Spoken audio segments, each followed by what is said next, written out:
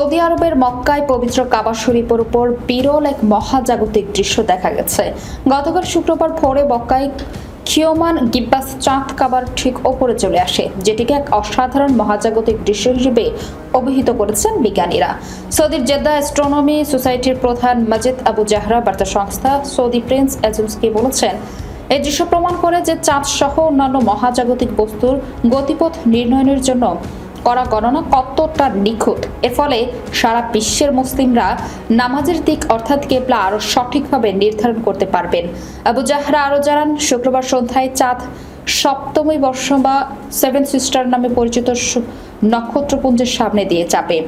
তখন এটি এক এক করে কিছু নক্ষত্রকে কিছু সময়ের জন্য ঢেকে দেবে।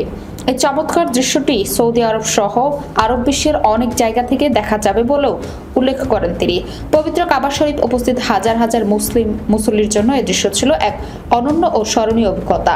অনেকের কাছে এটি আত্মভাবে গভীর তাৎপর্যের হলেও জ্যোতির্বিজ্ঞানীদের কাছে এটি ছিল এক ধরনের ব্যবহারিক পরীক্ষা।